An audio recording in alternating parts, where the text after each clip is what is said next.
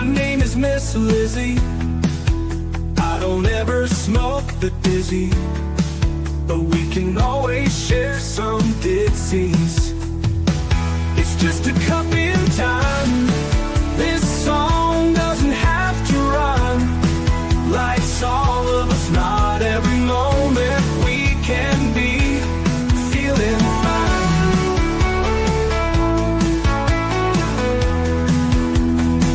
I wanna share a moment, just a second if you will, maybe even a cup of thrill.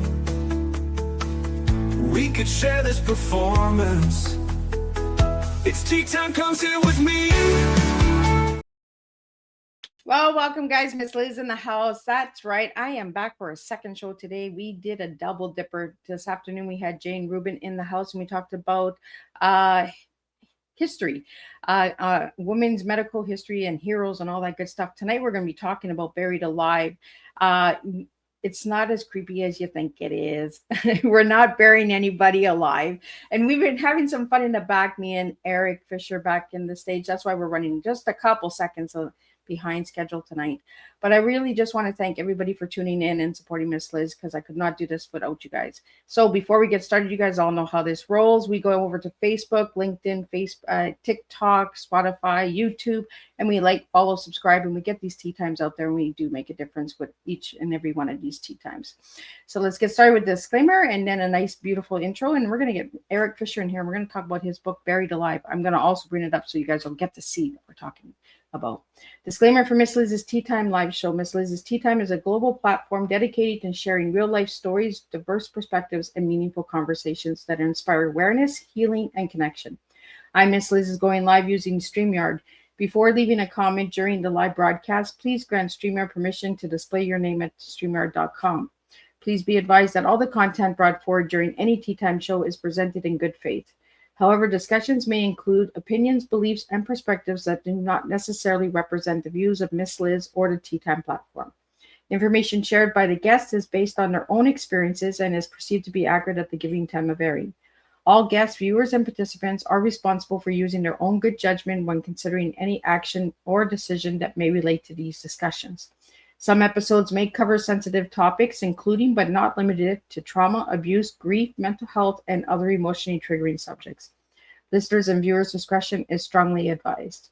Tea Time with Miss Liz is an open discussion forum designed to offer insight, inspire awareness, and create connection. It is not a substitute for professional, medical, legal, or therapeutical advice. If you require professional support, please seek assistance from qualified professionals or trusted resources in your area. If you have questions regarding this disclaimer or the content of this discussion, you are welcome to contact me, aka Miss Liz, directly at my email at bookingmissliz@gmail.com or visit my link tree at Miss Liz's Tea Time. By choosing to participate in, comment on, or view these live shows, you acknowledge and accept this disclaimer. Your participation is entirely voluntary. I, Miss Liz, welcomes you to join the conversation with an open heart, and if at any time you feel this platform is not right for you, I respect those wishes and decision and welcome you back whenever you are ready. Tea Time with Miss Liz is serving truth and awareness one cup at a time.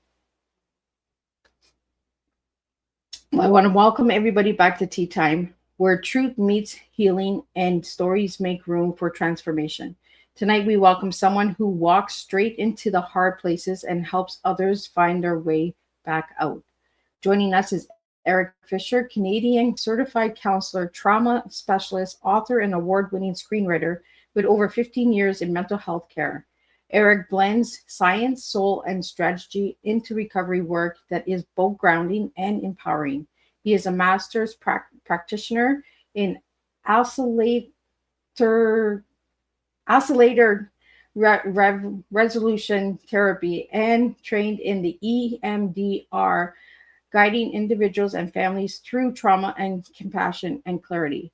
Eric is also the author of the Martial Arts of Recovery and Buried Alive, 4 Ways to Free Yourself from the Dirt, where he teaches people not to just survive adversity, but rise from it with strength and self-awareness. Tonight, we are digging into truth, resilience, and what it truly means to heal when life has tried to bury you.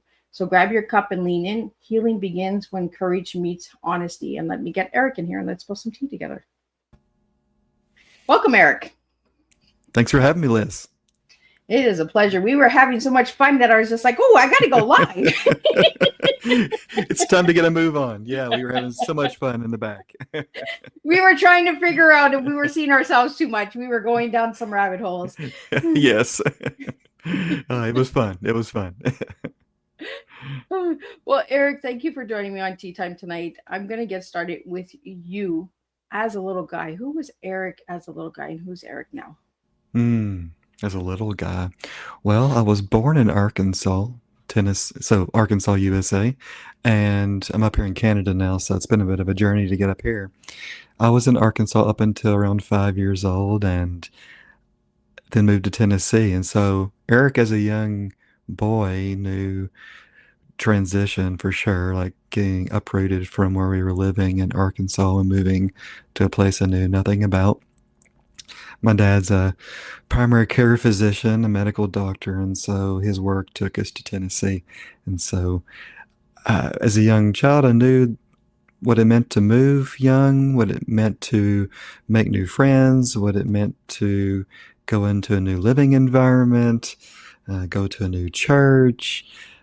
Yeah, so that's a little bit about me. And I really enjoy creativity. I was even like that as a young kid when it came to my imagination, when it came to stories and writing stories, and that's carried on into adulthood.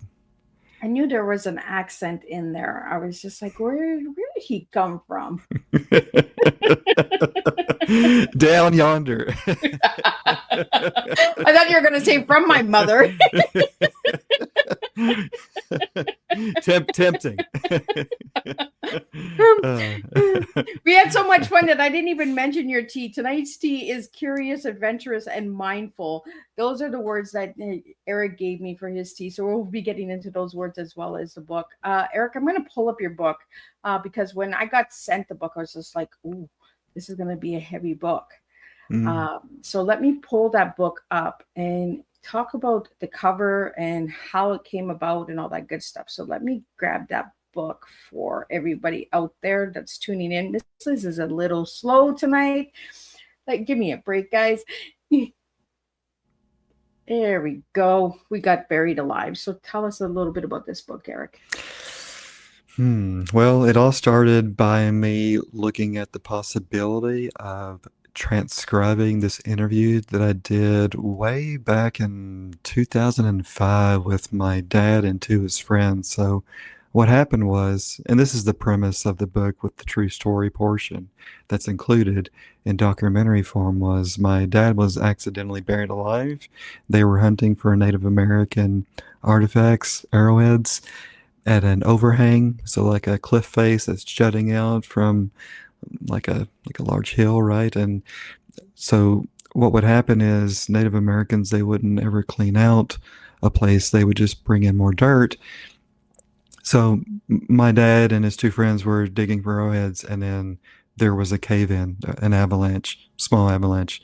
My dad was buried alive, and for a matter of minutes, he was underneath the dirt. And one of the only things he was thinking about, he told me later on, was, I didn't think I would go out this way. And sure enough, if it wasn't for his second friend that decided to come with the other two that very day, didn't decide until that day to want to come, he wouldn't have survived. So the book has part true story with my documentary, like transcribed pretty much word for word. There are some alterations, but it's quite true to what was said. And then there's 4 different chapters on some self-help concepts, intertwined, interwoven, applicable to what happened on that fateful day back in February of 2000. So it's a really quick rundown of what the book is about as part documentary interview in different parts and different chapters to keep everyone in suspense.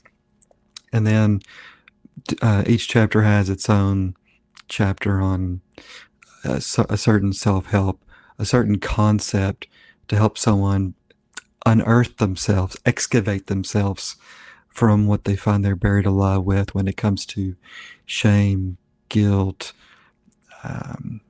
peer pressure, anxiety, trauma, addiction, all those different things that can keep somebody down.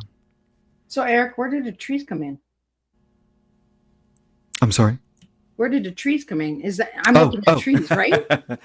So the trees, that's part of the book cover done by my book designer in Italy, and I gave her a little bit of the story, and this actually happened like when he was buried alive accidentally. It happened in a forest, in the woods, and so that's the reason that there's trees there, and the reason the text is the way it is like it's submerging into the woods.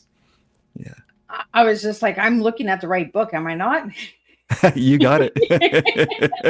You got it. We got all these images on us that we're just like, what are we looking at here? What's going on? So, Eric, we had some questions that came in for you, and I want to get those out to you tonight. And the first one that came in is, what does the title Buried Alive mean to you emotionally or symbolically? Symbolically? Am I saying that right? Yeah, symbolically. Yeah, sure. Emotionally, it means to me when someone's in a deep, dark place where they feel like resilience is out of reach, where they might feel like there's no one that can lend a helping hand, where they feel like they're alone in the world. And it can be symbolically feeling like I'm suffocating. I don't have the air to breathe. I don't know how to get that air in whatever form or fashion that could be. And tying in the emotion and symbolic, I even look at it from a spiritual context where perhaps I feel like I'm far away from God, I'm far away from the Creator, the God of my own understanding, however way you want to look at that, and just feeling like I'm far away from any type of help for myself, feeling isolated, alone, submerged with all these feelings that are really uncomfortable, and I don't really know I don't have the tools to deal with those feelings. So that's a little bit about that. Yeah. So, Eric, what part of your story, your journey into trauma, what first inspired your journey into trauma and therapy, recovery, counseling? Like, what got you into it? Was it this story? This story came along right before I started doing even my schooling back in 2005, when I did the interview, I wasn't even yet I was doing my psychology degree, like bachelor's. And in 2000, when it actually happened, I was 15 back in 2000. Yeah, 15 going on 16. So what got me into it, there is mental health concerns that run on particular veins of the family. And that always was something intriguing to me, not in like a obsessive way or like I'm glad that they have issues, just like, well, it's just really curious to me. But I've always been curious about the human mind and behavior and wanting to learn more about myself as well. That's the first time I've heard anybody say that, veins of the family for mental health. I kind of like the way you express that because it runs genetically, correct? Some mental illnesses. Whether that's bipolar disorder, depression, even addiction. Yeah, a lot of things have a genetic component. Mhm. So, what part of Buried Alive can you apply to your own self awareness or healing journey, Eric? One of the chapters is on balance, and it's something that if I don't do, especially in my professional life, I'm going to hit the tides. I'm going to hit the rut. I'm going to I'm going to hit the ditch, really, mentally, emotionally, spiritually. So one of the chapters is all about finding the balance between like having a structure and spontaneity, or planning and spontaneity, or wanting to invest in looking at spirituality versus like restricting myself altogether. So like binging or restricting. So it's looking at all these binging and restricting pieces, and I try to apply that to my own life when it comes to having a balance where I don't want to be like super rigid all the time, nor do I want to be spontaneous all the time. Or I'm just losing my train when it comes to the different balances that are in the book. Yet it's just finding the balance between being and doing, where I can do some tasks, I can do some activities to help myself, yet I can also pull back and just simply be be at rest, take it easy, not do too much. And that's one thing I definitely apply as much as I can on the daily for myself. Well, Eric, you said there's 4 chapters of self-help. So one is balance. What are the other 3? So one of them is different ways of maintaining balance. There is one that's on the connectum when it comes to social connection and the importance of that. There's also this chapter on what's called the mysterious W word, which I may or may not get into today. I mean, I don't bring it up on like the book cover or in the description, So like it's on this little Amazon. secret gem that's in the book. So you got to get the book to understand it. Yes, it's yeah, I definitely expound on it. I just don't have one page. It's like, oh, this is the word, and enjoy trying to figure it out. And Well, then, we have to keep some gems so people buy the book, right? right, We tell you the whole book. There's no point in buying a book. Like, right. And the other one is what's called the CIA concept. So that's being able to look at curiosity, introspection, and agency, and the importance of those when it comes to mental wellness. the CIA. Hmm. And I like these little acronyms and things to make you look deeper. I do want to get into the EMDR because I've done that treatment.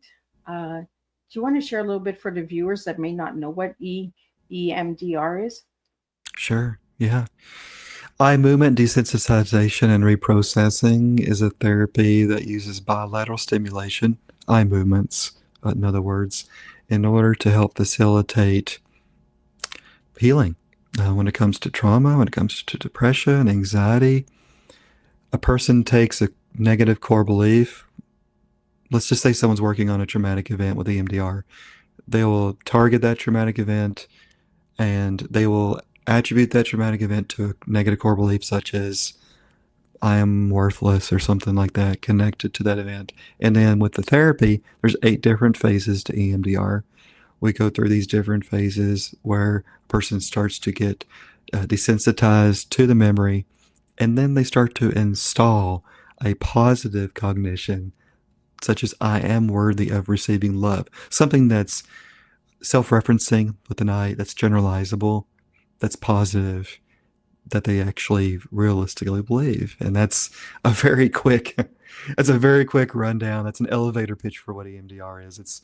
There's so many different things that could be discussed, yet it is a very cognitive based, well, it's really entrenched in changing those core beliefs that are negative to positive. I didn't know that there was 8 phases. Yeah, yeah. Like the first phase is like history taking. Second phase is stabilization skills. Third phase, we call it the assessment, which it's not like you just do this one and done. Every time we work on a memory with EMDR, we go through these I think it's 7 or 8 questions for the assessment. They're always the same, regardless of what traumatic event someone's working on. Phase 4 is desensitizing them to that particular memory, which definitely takes time. Don't want to rush that. And then phase 5 is installing that positive cognition, such as I am worthy, I am safe. And what are we on now? Phase 6 is a body scan. So at the end of each session, there's a body scan that's done just to bring someone down, to take out any residual tension, upsetness, tightness. And then phase 7 is more like a closure type of phase. How are you feeling? What did you gain?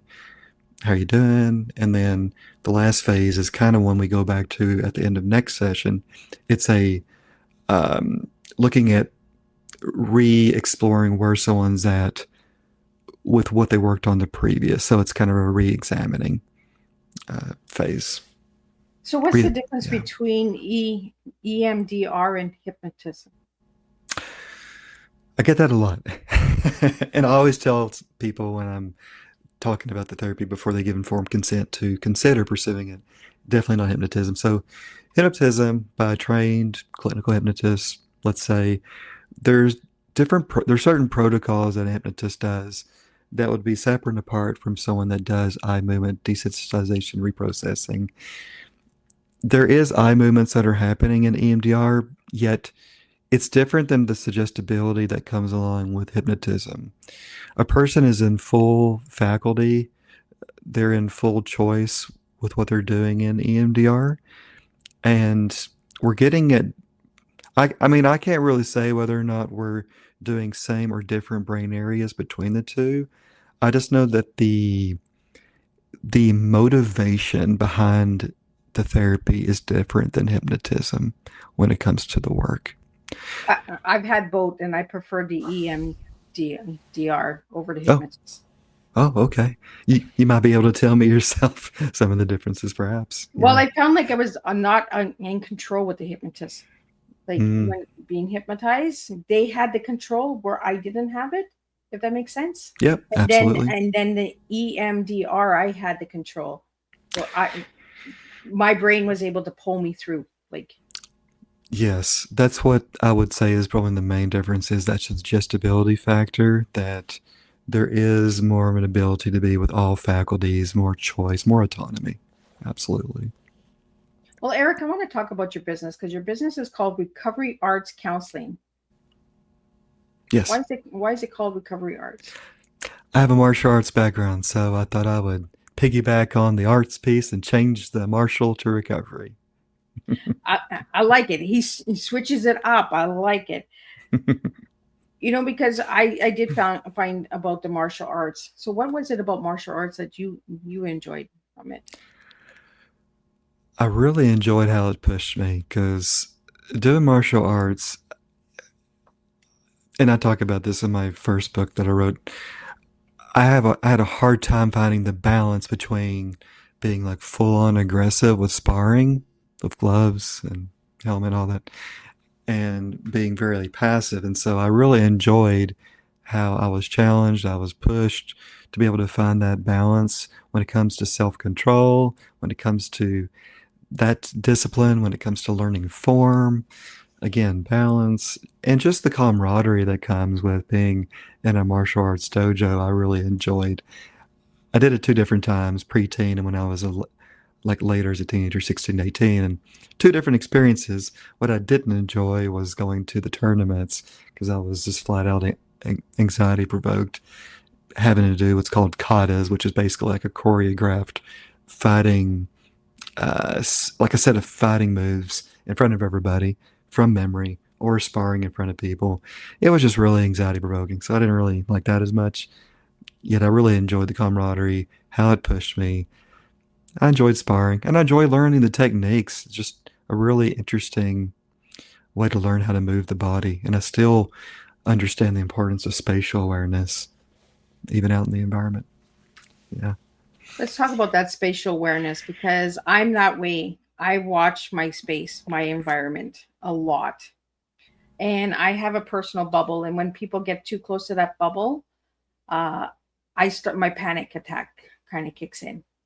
My heart starts to race. I get flush. I get moody. I get, you know, uh, but we really don't talk about that in therapy. Is this the boundary, the space, our personal space, right?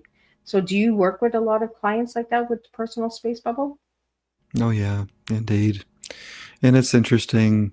I usually don't have, if I can help it, anything between me and the person I'm talking with as far as any barriers. Yet I do make sure when it comes to, you know, hugging and things like that, it can be really tricky. And I don't want to like do anything like that without, well, first permission, but even before permission, talking up with a person about, is that okay? What's your space? What's your personal space like? And I can kind of get that with the first and second meetings, as far as just sitting with them and walking with them. I never try to walk with people if I have to walk with them to a room. I try not to have the space for it. I try to walk side by side, but even that can be difficult for people because you're close to them, in a small hallway. So I try not to go like behind someone because that can be awkward, especially with people with trauma. And also, I try not to be in front of people because it makes it seem like I'm this know-it-all, you know, captain therapist, that isn't the ultimate expert, which I'm still learning, by the way. So space is definitely important when working with people with trauma, and getting people to learn the importance of feeling into their body is a big part of the trauma work. And even with that, I don't do a lot of touching. I'm not like a massage therapist that would do that. I talk about it from a talk therapy angle.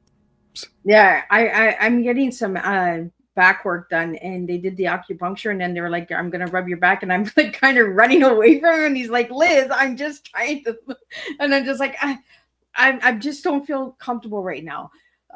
Okay, you put the needles in, the needles are there. The rubbing, we're not gonna do the rubbing.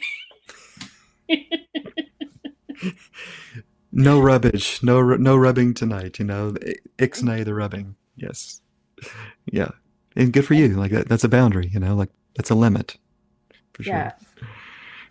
It was just a moment, because the next time I had it, and I was like, okay, no, I'm fine. But that day, something was off, and I was just running from him, and he was like chasing me and trying to loosen that muscle up. And I was just like, no, are we done now? Like, can I get out of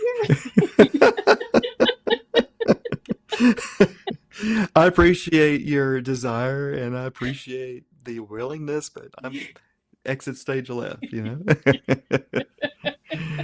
But that's a really good point, Liz. When it comes to intentionality, I could have the best intentions for working with someone, yet bringing it back to EMDR, I have to make sure that someone is ready.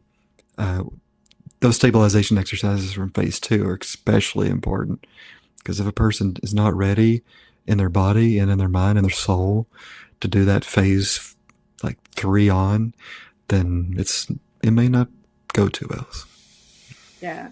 Well, I think I didn't know that there was 8 phases, because it happened like all at once, right? Like do answer the questions, do this. Yes. Yeah. I'm going at you full force.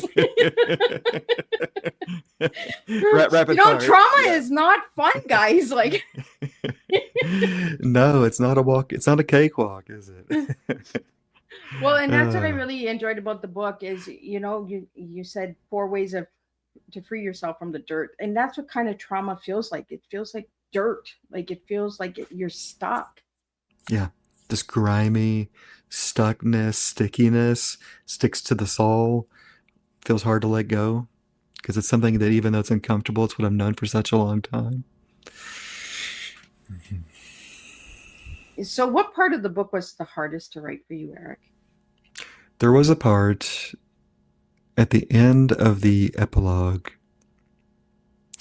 where I talk about an often disenfranchised loss for people that I experienced with a miscarriage that my wife and I experienced. I mean, more so her than me vicariously. And that was difficult to write, because it's like I was writing a letter to that baby that never was. And yeah, even in the book, I say this was really hard to write, like actually write that at the end. And that was probably the most personal and the most difficult thing to bring up. So Eric, do you reach out for help for situations like that? If I need to talk, yes. Yes. As a father, I'm a mom who has had a stillborn daughter, and for many years I couldn't speak of it, and I had to find my circle. I had to find people that understood it. As a father, is there resources out there for fathers out there, Eric? Yeah, and they're not really advertised for men with this disenfranchised. It's a disenfranchised loss, stillborn, miscarriage. It's for men and women. And yeah, there are indeed. If people are seeking, they will find, whether that's support groups. There was a particular website that did have some really good support groups that I can't remember off the top of my head, from working with other people with similar losses. Of course, for me, prayer, devotion, God, the spiritual piece is particularly important. I do attend a prayer group. I actually did it this morning at the really early hour, like 6 a.m. So it's been a day, but So it's finding those different groups, even if it's people that haven't been through the loss, being able to talk with those people. And it's unfortunate because I was going to go on a podcast for grief, and I was going to talk about it for the very first time, like on a podcast, and then they unfortunately had to cancel me. Like it was within 24 hours, and I never really tried doing it again after that. It kind of turned me off to doing it in the podcast form. So Well, I think you were ready at that moment, and then when that door closed, it was like, oh, okay, I'm not opening that door again. I was ready. Now I'm not. it was there, and then it wasn't, and I chose not to follow through again. And I think even writing the portion in the book regarding the letter, we named her Eden. We believe we believe it was a girl. I think my wife actually had a dream where, like it was a girl in the dream, a baby girl, and uh, yeah, that was cathartic for me. That was therapeutic for me.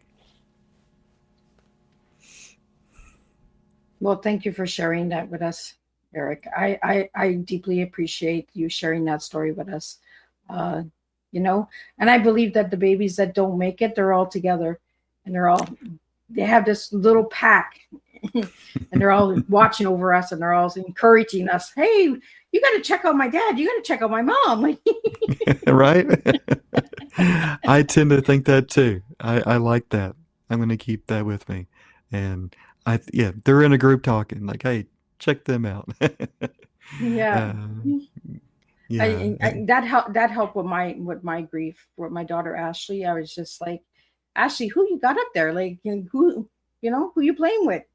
Are you guys staying out of trouble? Like, are you watching what? Don't be watching now. Like, it's not a good time to watch now. Look the other way. Look the other way. Yeah.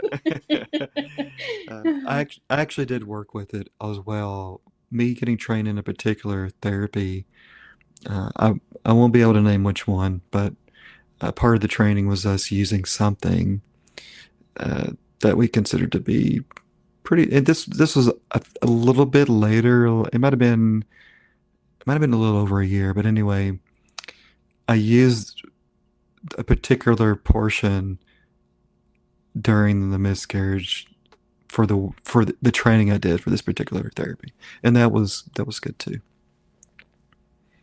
Yeah. Well, let's talk about some of the services that you offer, Eric, with your business. You do bipolar disorder, eating disorder, emotions, existential.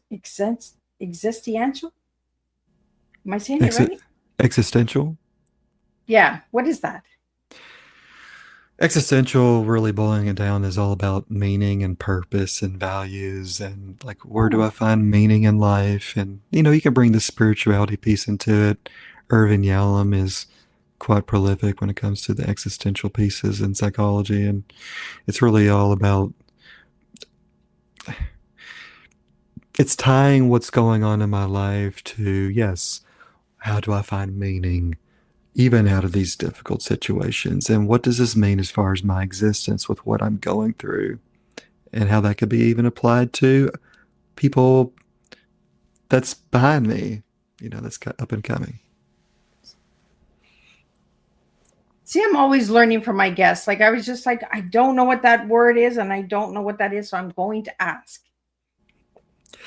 Now you can't go back. Darn it. Time travel, go back 2 minutes. There's this friend. Yeah, go back, right? Like, pull back. Time machine. There's a lady I know, and she's a great lady, and I love her to death. Yet when I talk with her, I know that it's going to be more of me listening than getting a few cents in, and that's just her personality. Yet at the end of every conversation, usually she's like, "Now you know what I know." It's like, "Yep, I do." Well, another question I have for you is, what is MBTI? What is that? Myers-Briggs Type Indicator, a personality inventory.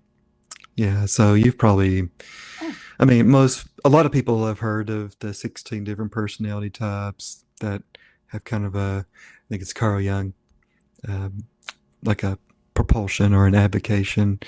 And so, like, I personally am an INFP. So I'm more introverted. I'm more intuitive rather than sensing. I'm more of a feeler rather than a thinker. And I'm more of a perceiver rather than a judger.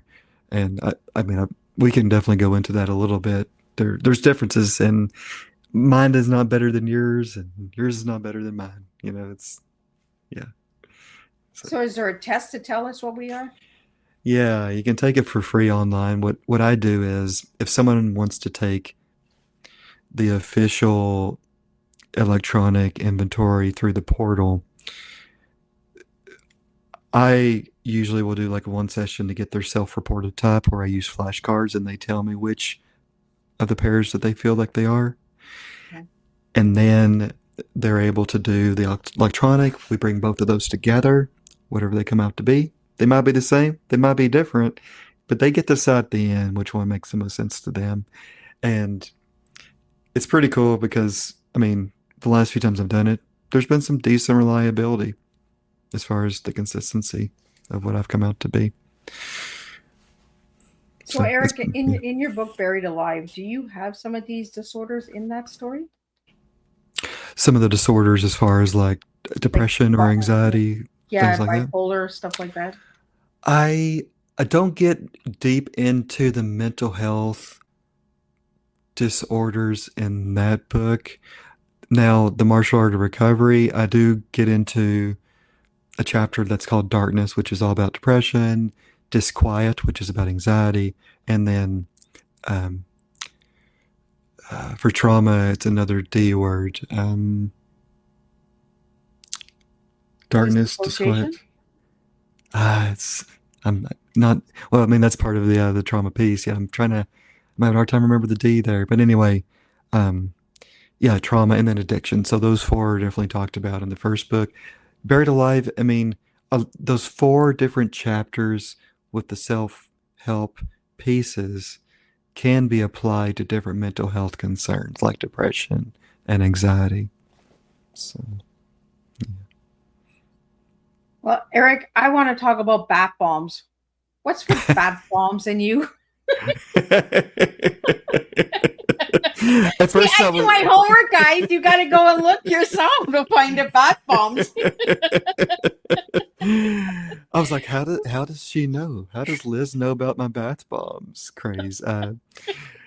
Yeah, I like taking baths. I love using bath bombs. There's a company called Happy Hippo up here in Canada that I love to use. And last Christmas, the Christmas before, my wife individually wrapped these different canisters of bath bomb, like salts, and she hid them around the house. And it was 8 months later, I was still finding these. And one of them was in my medicine cabinet for like 7 months, like right there in front of my face, and I still didn't see it. And she just got sick and tired. She's like, Eric, I have to show you this. Like, and then I saw it, and I was like, that was right there the whole time. So, yeah, I enjoy the sensory experience of a bath. Brings in pretty much, well, other than the taste piece, it brings in all the different ones. Yeah, because music, flickering of candles. Yeah, I do my homework. Yeah. You do. You sure do. I'm kind of apprehensive. My listeners are like, how did you find out about bath bombs? I'm apprehensive now to know like what else you might know. You know what I know. Yes. Yeah, that's right. Whenever you find out at 16, just take it with a grain of salt, right? Anyway. Sweet 16, right? Sweet 16. Yeah. Well, Eric, I want to get into your tea, and your tea that you gave me was curious, adventurous, and mindful. Why'd you give me those 3 words for your tea? I believe we're in a place in time where we get things like thrown at us through social media, and no doubt that's the fabric of our lives now, for some more than others. And like anything, it's a tool that can be used. It's something that can be used in certain ways. And so to be curious where things aren't just given to me on a feed, and to get out there and being able to explore the world, learn about new people, just like you were curious about me, learn I more found about the bath me. bombs. You found the bath bombs. You're the first person to do so. And oh, by the way, the D for trauma is distress. Oh, That's the D. Sorry, just kind of random there. It just popped in my mind. I wanted to say something before I forget.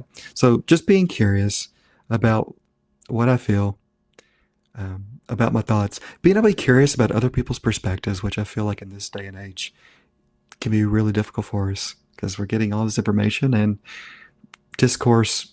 If someone disagrees with us, we're like, oh, too bad. Well, I learn a lot from people that I disagree with or I don't gel with 100%. So that's a piece on that. As far as adventure, I enjoy going to different places. I enjoy hiking. I enjoy bicycling.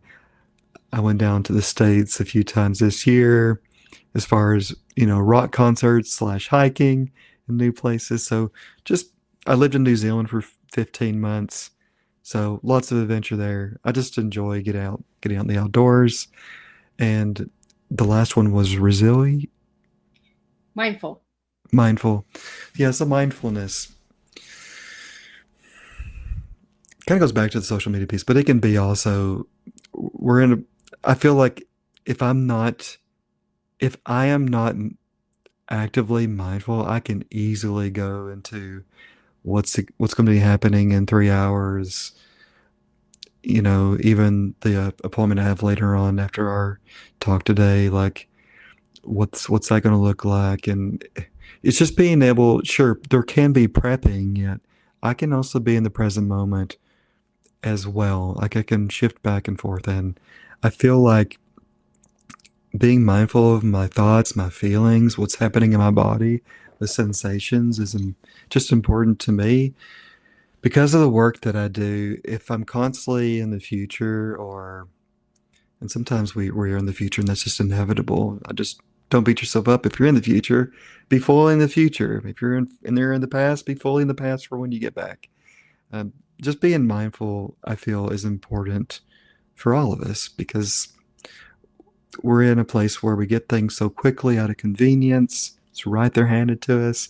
And so I feel like mindfulness is important for mental health, emotional health, spiritual health, social health. I'm listening to you, Liz, right here, right now. I'm not thinking about the bacon I have to cook, in 3 hours or whatever, right? So that's my piece on mindfulness. Well, we know that you're having bacon in a couple of hours. See, this is how tea time works. We know about bath bombs, bacon. Bacon infused bath bombs, That would be an awesome bath. Oh, I'm a yes. bacon lover, so yeah, give me a bacon bomb, bath bomb. Like, Yeah. Serve it up on a platter. Let me drop that puppy in, right? Yeah. Yes. So Eric, do you use humor to get through trauma? Oh yeah. Yeah, for sure. And even working with folks, like I work with some, I guess you could call them like heavy hitters when it comes to what they've been through.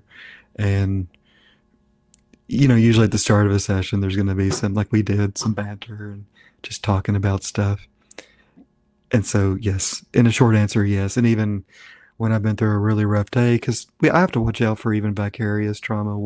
Like I've had images stuck in my mind from some sessions, and I have to maybe watch something funny or talk about something humorous, something that's lighthearted. So it's important. Well, especially working in that field, right? Some clients will come and it might trigger something that you've been through as well, but you have to bring yourself to the present moment and say that this is not my story right now. This is their story. Yes. Right here, right now, it's for them. And I'm here as a conduit, as a support. Well, Eric, I asked you your favorite color and you said red. Why red? Why did I say rojo? I'm learning Spanish, so yeah, this gives me a chance to say the word. Rojo. Rolo? Rojo, yeah. Yeah. Rolo. Oh, Yeah. Rolo. Or I guess Rojo. Like, of course, if you say Rojo, they're gonna look at you like, it's yeah, get the J's like an H. Get yourself in Anyway. trouble if you don't know what you're saying. That's right. That's right. I don't know. I find red to be passionate. I find red to be really. I don't know. It's just a vibrant color that I enjoy. It's hard to describe other than that. Yeah. Well, I think red is a cool color. I don't get red very often when I ask that question. So I'm just like, oh, I like Mm. different. I like when my guests come different. You know, I get a lot of purples and blues, and I'm just like, okay, give me a deep purple or a different name of a purple. So purple, blue, purple, blue. And then when I got red tonight, I was like, look at that. We got red. Yeah, yeah. I'm wearing a blue shirt. But yes. You're wearing red. blue, and I was wearing You know? blue this afternoon because I was the color that she had was blue. Tonight you have red, so I have red on, and I got some little snowman here, little cookie man. Yeah. What are these little bears, teddy bears? I like Little- that. Yeah. Little scarves with red in there. know? Yeah. Oh, yeah. My father-in-law actually got a position up in, I think it was Alaska, because the previous person in the position was killed by a polar bear. And so it's kind of like, hey, we got a position open. Here you go. So, okay. I got how many bears on here? Yeah, exactly. But they're the cute ones. They're the cute ones. They're the safe ones, Those are the teddy bears.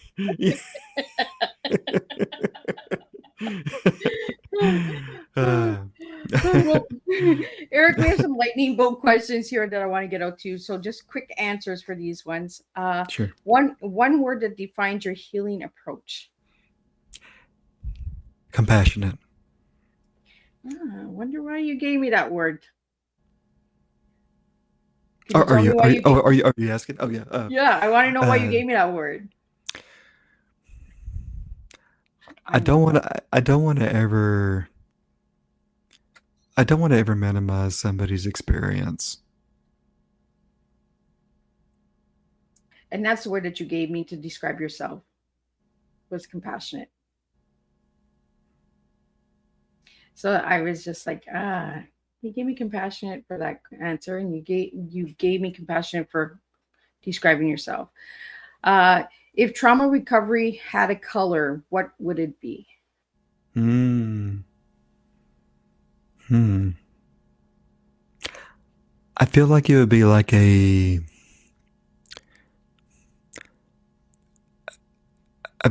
really radiant, like golden yellow. Ooh. Why yellow? The sun is starting to shine once again. Bringing light into the dark. It's like Bruce Cockburn's lyric, I can kick that darkness until it bleeds daylight, Lovers in a Dangerous Time, great song. Yeah, so I think that, yes, optimism, healing. What's the most surprising lesson martial arts has taught you about your life?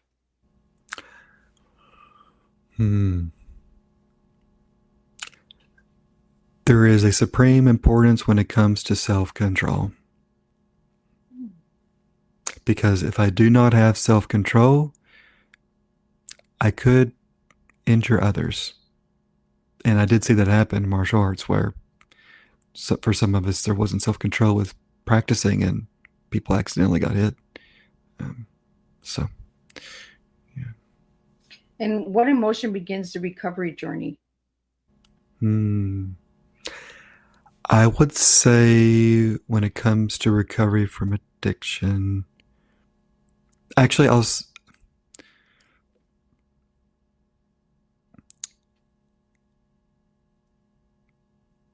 when it comes to addiction, I would say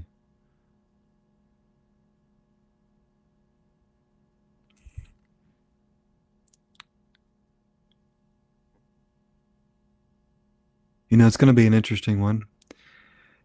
There could be more than one answer to this, but I would say sadness for addiction because I'm able to actually grieve and shed tears and just really start to grieve what has happened in my life instead of pushing it all down, trying to escape. For trauma, I would say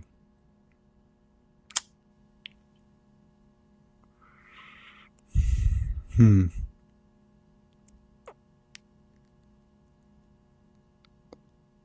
This could go for addiction trauma, but I would say for trauma, self-love, like feeling self-love, feeling love toward the self.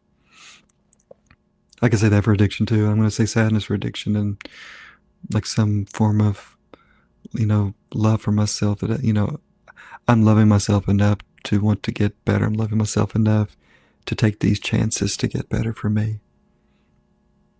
And we can And see what that for, does yeah. So and what does adventurous healing mean to you in one sentence?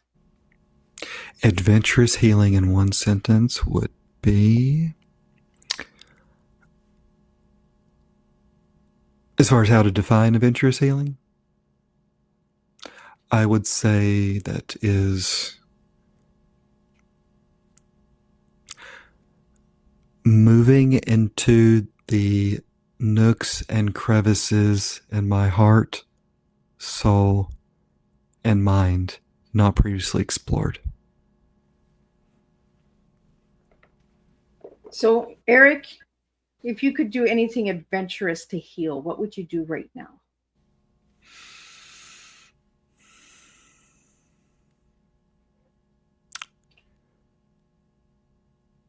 Taking a trip to an area I've never been to and walking amongst the trees, bushes, shrubs on the trail, getting in touch with nature, in touch with God, in touch with myself. See, and that's really adventurous because hiking, you never know what you're going to run into. You might run into a polar bear. I was on the trail up here and I heard a growl. I turned around. Turned around. You didn't run, did you? Un poquito, a little A bit. little speed, Yeah, right? a little speed, yep. They always tell you don't run when you see a bear. And there I was. Well, Eric, you did dip into I had a couple things here. So when you did mention him, I was like, he's got that one on me. Oh, he's got that. I've got like a checklist here. Like I'm checking off. Like he's like you did mention New Zealand. You lived in New Zealand. What did you love about New Zealand? The people, the landmarks, the differences in the landscapes is just amazing. And my wife and I really love just being like 40 minutes from the beach. I mean, her and I growing up in a landlocked area, me in Tennessee, her up in Canada, we didn't really, hit the beach too often. So it's just an amazing experience, spiritual experience. So there's three types of Kiwis, eh? There's the bird, the people, and also the fruit. And I like all three. Of course, I don't eat the bird. You can't eat the bird. They're kind of rare. So, I just enjoyed. It's just a laid back area, just a laid back environment, and I love that too. Are the beaches warm over there in New Zealand? Yeah, fairly warm. There's a lot of black sand beaches that are really neat, really different. Yeah, so warm enough water to swim in. Yeah. Because the beaches in Canada are not warm, guys. FYI, you might see a polar bear going beside you. We got a lot of polar bears in Canada. Um, So, Eric, what do you want the readers to get from this book? as far as Buried Alive, I hope that readers will find some different strategies when it comes to holistic mental wellness. Yet I also hope that they go away from the book feeling inspired that there is an importance when it comes to having other people in our lives. Just like, like I mentioned earlier, if his name's Jerry, if Jerry didn't come with Jason and my dad, his name's Tim, then my dad would have died. A big 400-pound rock or so, it depends on who you ask, 200, 400-pound rock came on top of the dirt after he was buried alive. There's a lot more to the story than just that him being buried. So we need people in our life, and we also need to learn how to have that relationship with ourselves. And that's one thing I hope that people take away, is how to have a better relationship with the person they spend the most time with. So. And Eric, where can people get this book, and how can they reach out to you? recoveryartscounseling.com. That's counseling with 2 L's, since I'm up here in Canada. And you can get the book on amazon.com. Just put in the book title. You can actually get it through another website. I don't have the name of the website, like the actual one on the top of my head, but it's from something called the Hero app. It's an audio version of that book. It's not me doing. I don't have the patience or the caliber or the time. It's a Texan voice doing it, so it's pretty cool. It's pretty cool. So they can get it from. If they can reach out to me if they want to figure out, or I can send you the link for that as well. Awesome. Yeah, do that, and then I'll put that in the show notes. Sounds good, Liz. Yeah. So, Eric, any final messages out there for anybody who's listening right now that might be struggling with mental illness or anything like that? What message would you have for them? As long as you're breathing, there's still hope. As long as you have the curiosity, even if it's just a little bit of curiosity to look at something different for you, there is hope. Heart open, please enter. Hold on, pain ends. Whatever acronym makes sense to you with hope. And that hope takes a certain amount of action. And that's one thing that I hope I can leave with folks.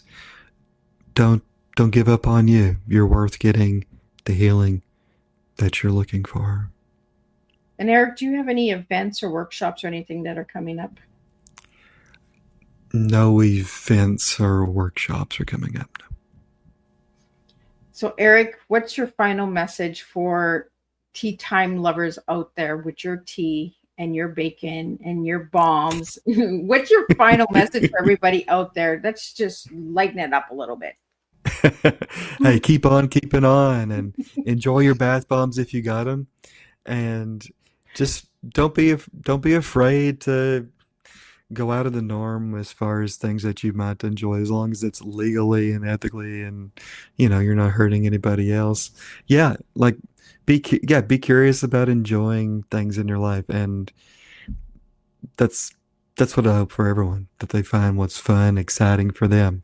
If it's shooting toilets in your backyard with your gun, or if it's whatever it is, wherever you're at, igloo or house or wherever you're at. Yeah, just don't forget the importance of fun and play. Yeah. I think it's deeply important, right, that we all have some fun and play. And, tonight's book was a little heavy, and I wanted to lighten it up and have some fun. And I knew we were going to have fun as soon as I met you in the back of the studio. I was like, oh, here we go. We're going to have some fun, and we're going to really get it out there and entertain all of you guys tonight. So I just want to thank everybody for tuning in. I'm just going to do a wrap up of what tonight's tea time was all about, and we will see each other again on Thursday when we'll do this all over again, guys. You know how Miss Liz rolls. What a powerful and grounding conversation, Eric. Thank you for showing us that healing is not about erasing the past. It is about reclaiming the power from it. You reminded us that trauma does not get the final word, and that recovery is not a straight line. It is a journey made of courage and choice. Tonight, we learned that the pain does not define survival, but what we built afterwards does. You taught us that when life attempts to bury us, it does not realize it's planting us. To everyone watching, may you leave tonight with steadier breaths, stronger hopes, and the reminder that you are not broken. You are becoming. Until our next tea time, keep rising from the dirt and walking towards the light. And I want to thank everybody for tuning in, and I'll see you on Thursday, and we'll do this all over again.